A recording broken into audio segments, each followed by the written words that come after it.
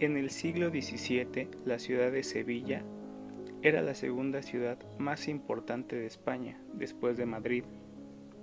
Al recibir todo el comercio entre España y América, su puerto recibía grandes riquezas.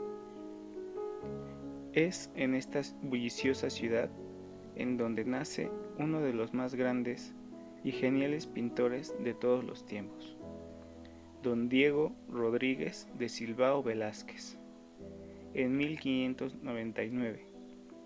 Miembro de una familia hidalga, comienza su formación artística a la corta edad de 11 años, en el taller de Francisco Pacheco.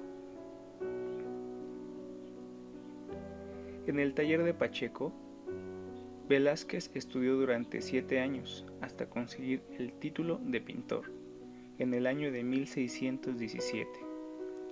La relación entre el pintor y su maestro se estrecha cuando Velázquez toma nupcias con la hija del pintor. Durante los años 1617 y 1623 se desarrolla la primera etapa de la pintura velazqueña, la etapa sevillana. Es en este lapso donde Velázquez se interesa por el estilo tenebrista, influido principalmente por Caravaggio y los pintores flamencos. Los temas que Velázquez pinta son escenas cotidianas, pasajes religiosos y retratos.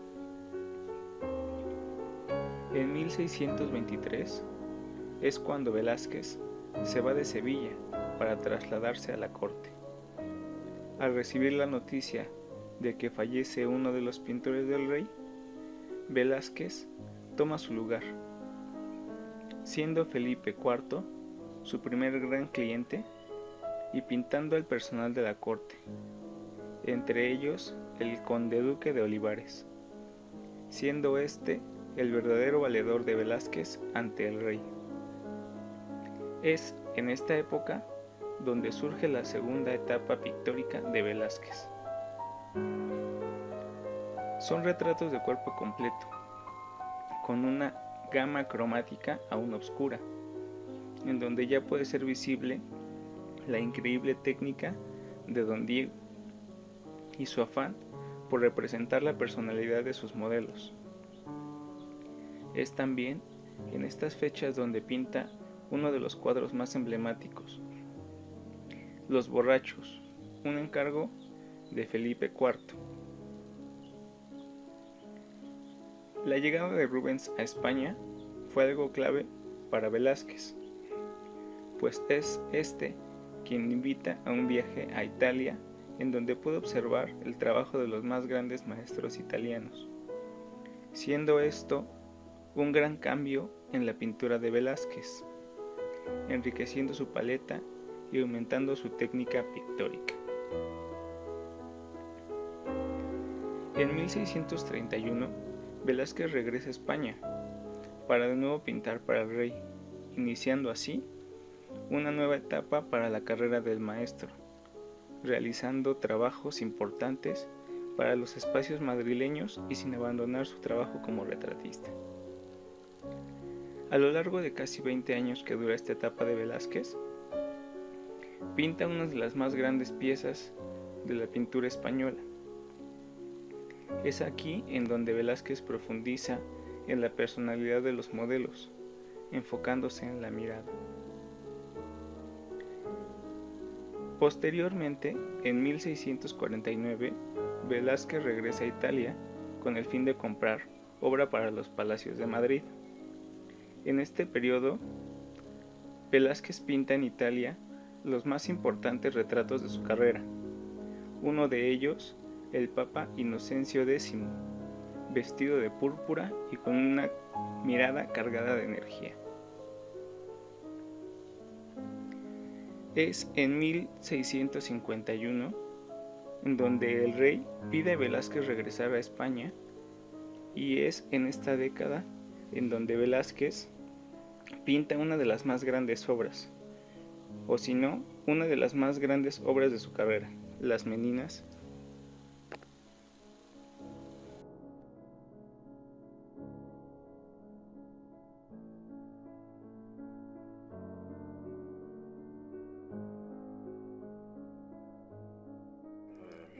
Bueno, ahora yo procederé a hablar un poco sobre esta obra y analizaré algunos de sus elementos. Bueno, ah, este es el cuadro de Las Meninas de Diego de Velázquez. Fue pintado en el año de 1656 y bueno, retrata a la infanta Margarita, hija de rey Felipe IV, dentro del taller del pintor, ¿no? Del taller de Velázquez. Actualmente esta obra se encuentra dentro del Museo del Prado en Madrid, España. La pieza forma parte del estilo barroco que contrasta la formalidad de la familia real y su entorno con la vida cotidiana común de todos. Bueno, esta obra en particular ha pasado por bastantes títulos. Realmente el título por el que la conocemos hoy en día no le fue dado hasta ya tiempo después de su realización, ¿no? Originalmente se titulaba Retrato de la señora emperatriz con sus damas y una enana. Bueno, tras un incendio en el siglo XVIII se llamaría la familia del señor rey Felipe IV. Y más tarde se titularía La familia, y no sería hasta el año de 1843 cuando se registraría por primera vez con el nombre que la conocemos hoy, ¿no? Que el de Las Meninas, dentro de un catálogo del Museo del Prado. Bueno, la palabra menina significa niña en portugués y se usaba en aquel entonces en España para referirse a las cuidadoras de los niños de la familia real. Bueno, en la obra podemos distinguir a 11 personajes distintos. Dos de estos personajes aparecen dentro de un cuadro. Uno de ellos entra en escena a través de una puerta. La figura central de la obra sería esta niña que aparece en el centro, bueno, casi en el centro, rodeada pues por el resto de los personajes, y se encuentran en una habitación cerrada, rodeada por varios cuadros. Ahora, estos personajes se tratan de... bueno, empezando por aquí, como primer personaje tenemos al propio pintor Diego de Velázquez, el cual pues decidió incluirse a sí mismo dentro de esta composición. Un detalle bastante curioso, lo podemos ver delante de este gran cuadro. Después, aquí como segundo personaje tenemos a María Agustina Sarmiento. Bueno, es una de las meninas y por lo tanto una de las damas de honor de la infanta. Se encuentra a su lado derecho o desde el lado izquierdo desde la perspectiva del espectador. Después, pasándonos aquí, tenemos a Mariana de Austria. A Mariana de Austria es la segunda esposa de rey Felipe IV, y a su alrededor, bueno, al lado de ella, tenemos al propio Felipe IV, que es representado dentro del espejo, en el plano de hasta el fondo, ¿no? Curiosamente, dentro de un reflejo dentro de esta obra, ahí destacando un poco de una forma bastante curiosa. Bueno, después tenemos aquí en quinto lugar a la propia infanta Margarita como la figura principal de la obra. Es retratada manifestando a la vez su origen real y su condición de niña, bueno, rodeada de sus damas de honor o de las meninas. Bueno, después tenemos a José Nieto entrando a la escena a través de esta puerta. Él ejercía como jefe de tapicería de la reina y bueno, su función en el cuadro es el de introducir luz a la habitación desde el fondo, aumentando la perspectiva y profundidad. Entrándose a través de una puerta abierta donde entra luz desde un corredor. Después tenemos a Isabel de Velasco. Se encuentra al lado izquierdo de la infanta Margarita, o bueno, al lado derecho desde la perspectiva del espectador, dirigiendo su mirada hacia el público, dándole cierta profundidad al análisis del cuadro. Después tenemos a Marcela de Ulloa, quien ocupaba el cargo de guarda menor de damas. Está aquí. A su lado tenemos a el guardadamas, que es el que vendría a ser un cargo a lo que conoceríamos como el mayordomo moderno, conversando con Marcela. Después tenemos a Maribárbola, que es una enana alemana que integra el grupo de bufones de la corte. Y por último tendríamos a Nicolasito Pertusato, un bufón de la corte italiana, que imprime un aire infantil y juguetón a la obra, molestando al perro con su pie. Ahora, en cuanto al significado de esta obra en particular, me encontré que ha habido mucho debate, mucho análisis se ha realizado con respecto a esta obra y su significado. Realmente ha sido como una obra muy analizada, pero principalmente encontré dos interpretaciones principalmente. Una interpretación insiste en el carácter político, es decir, en el cuadro encarna al mismo tiempo la preocupación y la esperanza por la sucesión del trono español.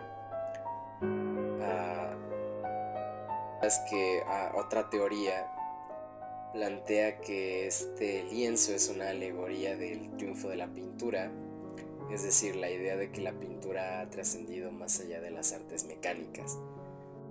Con respecto a la hipótesis basada en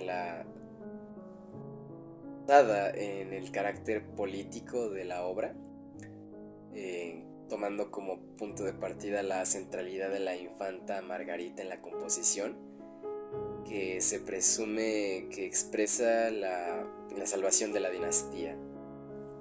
Y por otra parte, la segunda hipótesis que se tiene sobre el posible significado de esta obra toma, por ejemplo, elementos como realizadas en su momento por Juan Bautista Martínez del Mazo.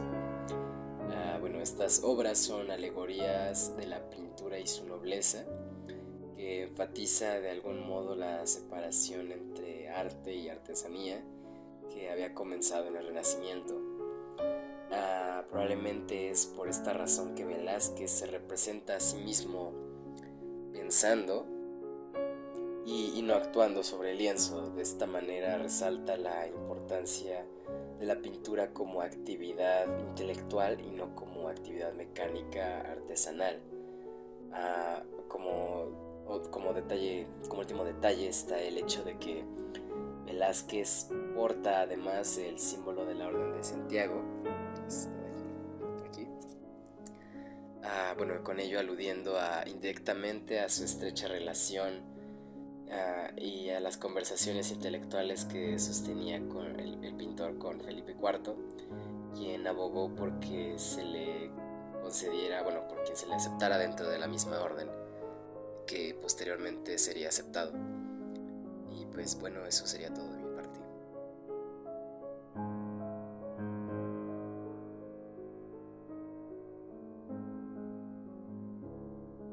Cuando se habla de las Meninas de Velázquez, se entiende como una de las pinturas mejor compuestas de todos los tiempos. Es una obra que ha sido estudiada por artistas y críticos por igual, no solo por su técnica maestra, sino también por las múltiples representaciones simbólicas que contiene. Hablando de la obra en sí, se trata de una pieza de grandes dimensiones, con unos 318 centímetros de alto y 276 de ancho. El formato en cuestión sería más o menos con forma de un cuadrado irregular. Esta elección de formato resulta interesante, ya que anima al ojo humano a moverse libremente por el cuadro, ya que la obra no cuenta con una línea horizontal o vertical en la que se pueda descansar. Pasando a la obra como tal, esta se encuentra pintada en óleo sobre lienzo, y nos muestra un retrato en grupo justo en el interior de una estancia decorada con cuadros en las paredes. En la obra se aprecian 10 figuras colocadas casi en su mayoría en la mitad inferior del cuadro, creando un gran campo visual correspondiente a la estancia, campo que se amplía por medio del recurso de una puerta abierta en el fondo. El centro y peso visual más importante de la obra lo ocupa la figura de una niña rubia de unos 5 años de edad, que identificamos como la infanta Margarita. A sus lados observamos a dos damas de honor, conocidas por el nombre portugués de meninas, que da nombre a la obra en su conjunto. La menina que se ubica en la izquierda es Agustina Sarmiento. Esta se inclina hacia la niña para entregarle en una bandeja de plata una pequeña jarra con agua. Por otro lado, en la derecha, se sitúa una segunda menina, conocida como Isabel de Velasco. Delante de ellas, en el ángulo inferior derecho, aparecen dos personajes que por sus rasgos y características físicas identificamos como bufones. Estos son personajes comunes en las cortes reales y las comitivas de príncipes y reyes. Estos bufones o enanos los identificamos en específico con los nombres de María Bárbola y Nicolás Pertusato, este último colocando el pie sobre el perro echado con la intención de molestarlo.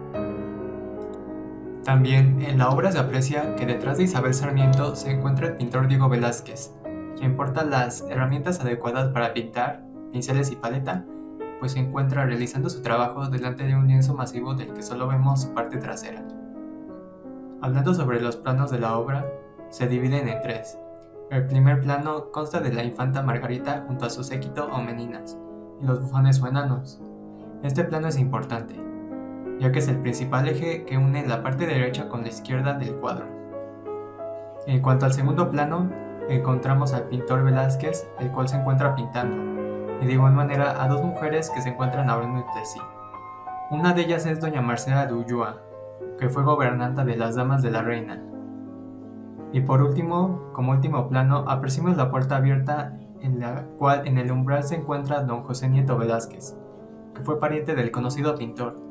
De igual manera, en este último plano se aprecia lo importante, que es un espejo con el reflejo de los reyes del Felipe IV. En cuanto a la composición, podemos concluir que mediante el análisis de todos estos factores, esta se presenta con forma de un triángulo irregular, con énfasis de construcción en el primer plano, del cual su vértice se ubica en la menina de Isabel Velasco, que se encuentra a la derecha desde nuestro punto de vista, y los lados del triángulo descienden por medio de los bufones o enanos del lado derecho y del lado izquierdo por medio de la menina Agustina Sarmiento. Hablando sobre la luz, en la obra se aprecia que esta resulta confusa, pues la luz parece provenir de tres diferentes focos. Uno de ellos estaría situado en la ventana que se encuentra en la izquierda de los personajes en primer plano, en la que vemos el lateral del marco y la puerta del fondo abierta.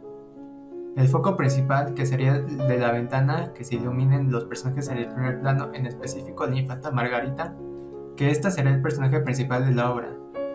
Por otro lado, este foco igual afecta a las figuras que se encuentran en segundo plano, haciendo que queden casi en penumbra.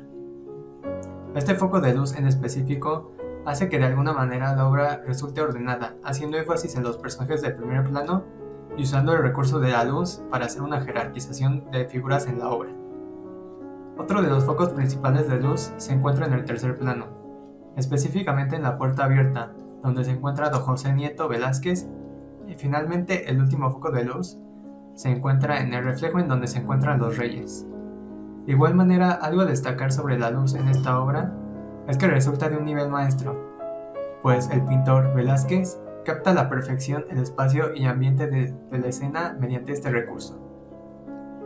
Pasando a la perspectiva, el pintor domina la perspectiva lineal de manera que la habitación forma un cúbico cuyas líneas convergen en un punto de fuga, que se encuentra justo en la puerta abierta del tercer plano, mientras, volviendo un tanto a las líneas, se aprecian que hay líneas horizontales y verticales en la composición, haciendo de esta pieza una pieza equilibrada. También algo a destacar es que en la obra se aprecia la degradación de las gamas tonales con el alejamiento. Esto comprende al uso de una perspectiva aérea. Lo que hace interesante a la obra, de igual manera, es que combina la perspectiva aérea y lineal, algo que sin duda nos deja fascinados al observar la pieza. En cuanto a los colores, observamos que el artista optó por la utilización y predominio de tonos grises y ocres, aunque en la obra igual se aprecian tonos amarillentos y blancos. Así, en el grupo de personajes principal, sobre una capa de ocre solo destacan algunos matices de gris y amarillentos en contraposición a los grises oscuros del fondo y de la zona alta del cuadro. De igual manera, se aprecian ligeros y expresivos toques negros, rojos y blancos en las vestimentas de los personajes, los cuales generan un efecto de total armonía en la pieza. Por otro lado, las sombras que se emplean cuentan con determinación y seguridad, incluyendo en ellas el negro. Esta utilización de tonos es inteligente, ya que la obra se enriquece de estos tonos para construir una pintura elegante, bien pensada y sobre todo una obra en la que todos los elementos guardan una íntima relación unos con otros. Respecto a la técnica, Velázquez utilizaba los pigmentos diluidos para adelgazar la capa pictórica. También utilizaba pinceladas largas y fluidas, junto a otras más cortas y precisas, que crean toda una serie de efectos táctiles como el pelaje del perro mastín, las maderas o las telas de los vestidos. En consecuencia, logran una pintura reducida que se entiende como lograr más con menos. La costumbre que contaba Velázquez de pintar espontáneamente sobre el motivo haya prima le llevaba a realizar la obra con increíble rapidez. Esa delgadez y rapidez al aligerar la materia pictórica logra sin duda producir en la obra un efecto de abocetamiento, pero al mismo tiempo de total naturalismo.